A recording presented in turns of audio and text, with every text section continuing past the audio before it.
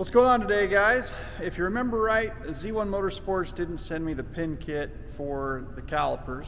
I called them and they overnighted them to me. That's great customer service in my opinion. I think that's pretty awesome that they did it so quickly. So here they are.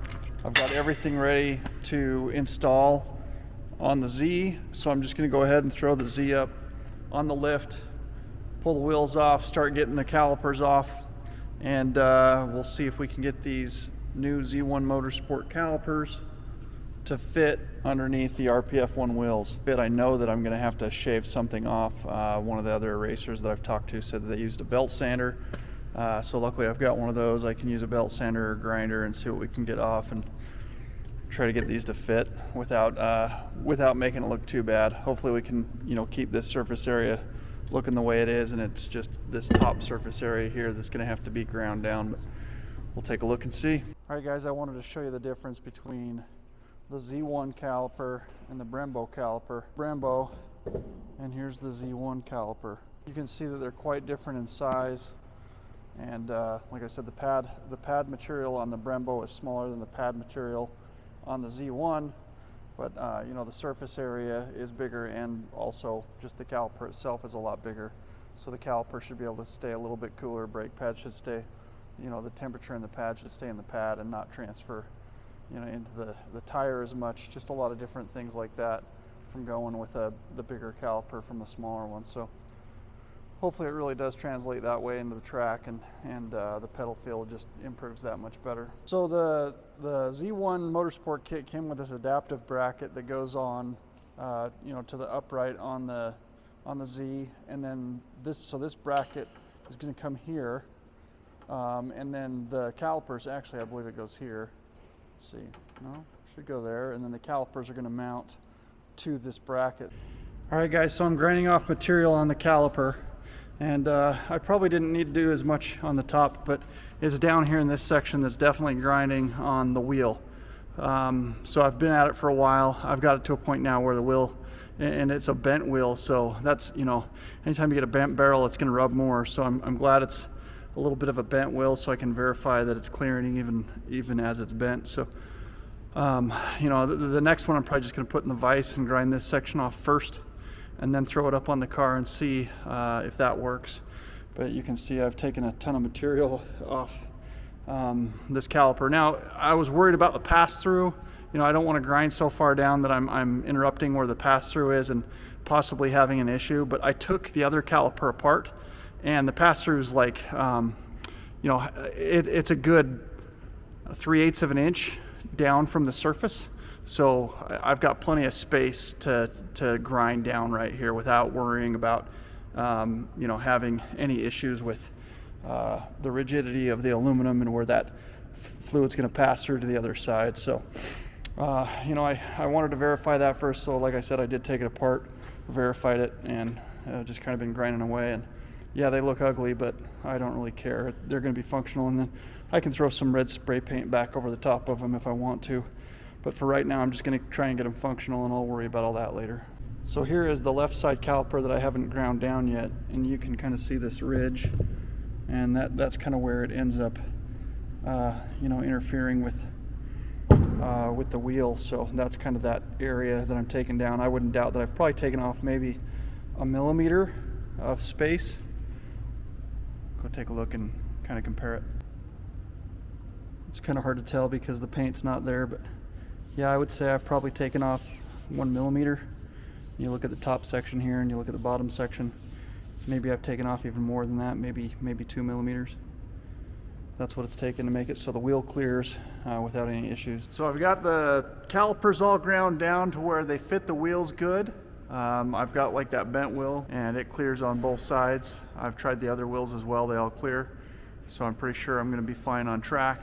I had some red spray paint that I threw right back on them, and they turned out pretty good. So while I was at it, I decided to get some rear, two-piece rotors with the floating hats. And I wasn't going to, but I decided to.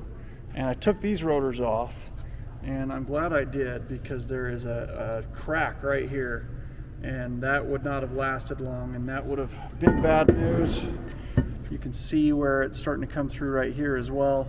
So that would have been bad news in the rear end. Good thing I ordered some new rotors and they're on their way in.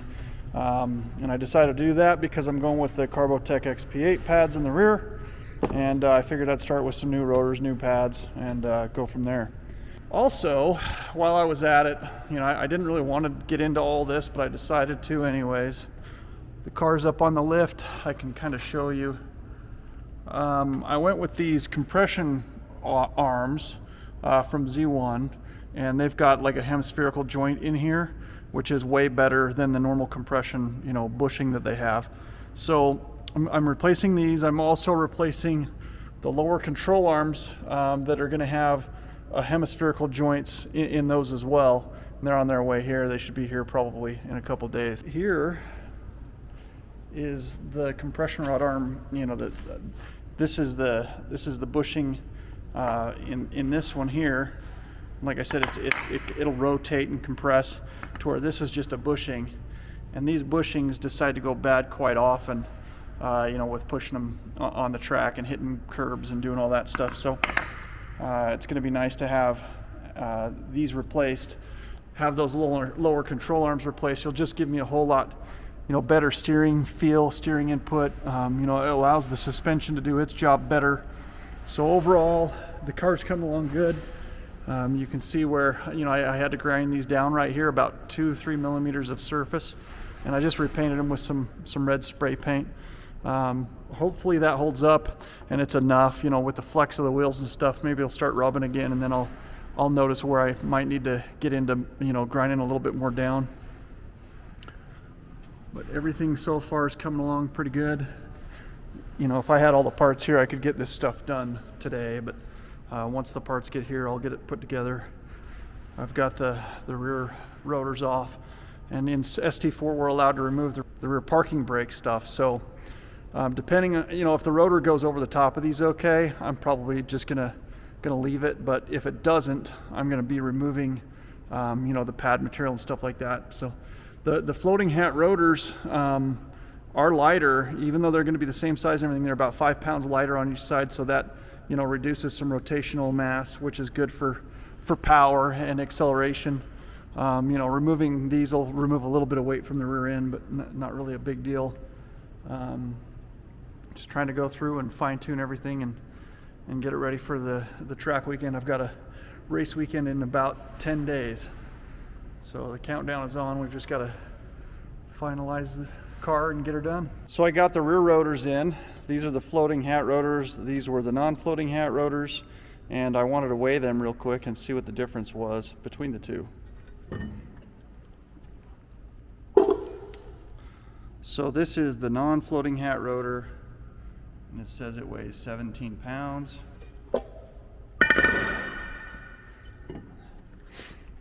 And this is the floating hat rotor, and it says it weighs 14 pounds. So not quite as light as I thought they were, but still 3 pounds per each side is quite a bit.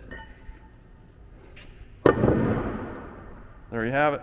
The other thing I wasn't too sure of is whether or not I'd be able to use the parking brake with it.